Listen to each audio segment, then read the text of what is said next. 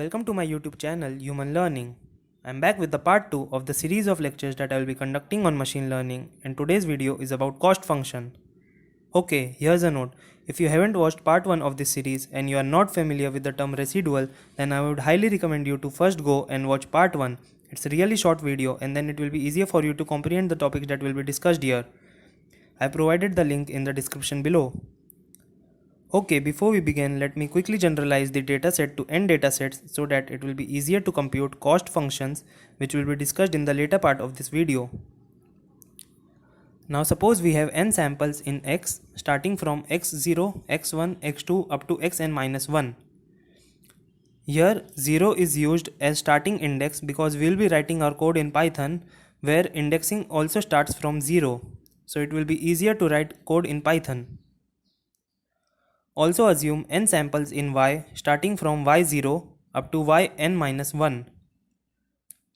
Here I is some intermediate point which can take any value from 0, 1 up to n minus 1. Now let us plot this point on xy axis. Okay, so what we have been looking until now is to obtain a line that best fits the data as shown here, and this best fit line is the one for which our total prediction error is as small as possible. We have used the equation of this line as y equals a capital X plus b. Now when the value of capital X is equal to xi, we get the value of small yi as a capital Xi plus b. And if we plot this point on xy plane, it will lie on straight line. Now this red line which is drawn here represents the residual at x equals xi. This we have introduced in our last video. So now let us denote this residual at x equals xi by small ei, which is also given by small yi minus capital Yi. Now in the last video, we have seen that the representation of total prediction error as summation of residual is an incorrect representation, as here the positive and negative residual cancel out each other and we might get total zero error, which is absurd. Then you might be wondering how to represent this total error. Okay, it is simple. We'll just square the values of residual and take their sum. This way there will be no negative term coming into the picture. You might be thinking that why only squaring and adding? There can be other ways also, but this is the most general and useful way of representing errors. Why useful? Because when we'll be dealing with the derivatives, it will become a lot easier if we take total error as sum of square of the residuals.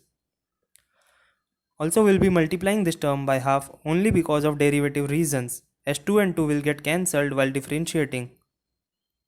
So this is the correct way of representing the total error.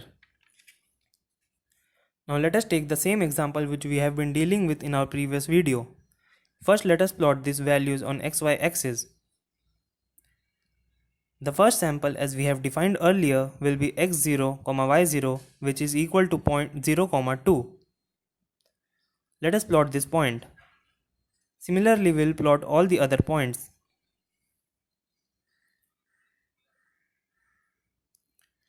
Now let the equation of the line be y equal to 0.8x plus 2.3. If you are worried how this equation came or how did I find the values of 0.8 and 2.3, don't be worried, as these are just arbitrary numbers which is chosen to make a particular point. What point? Let us see.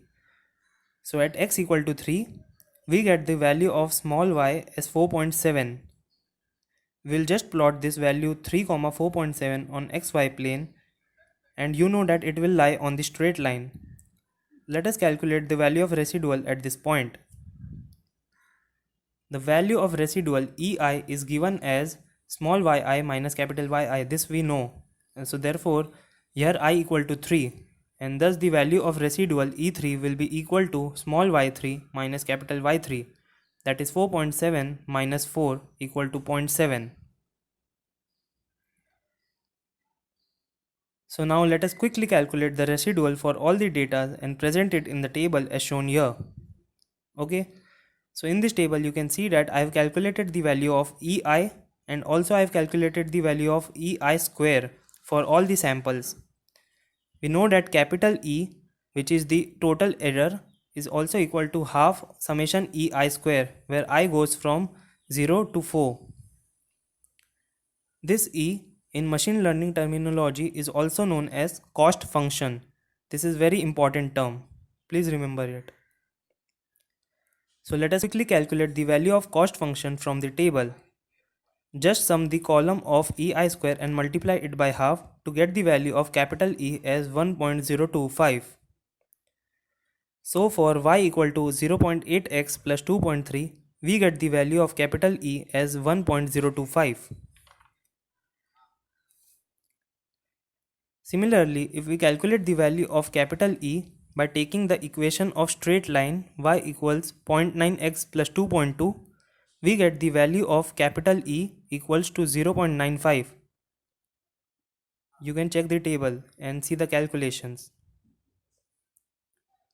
So you can see the difference in the error as soon as I change the values from 0.8 and 2.3 to 0.9 and 2.2.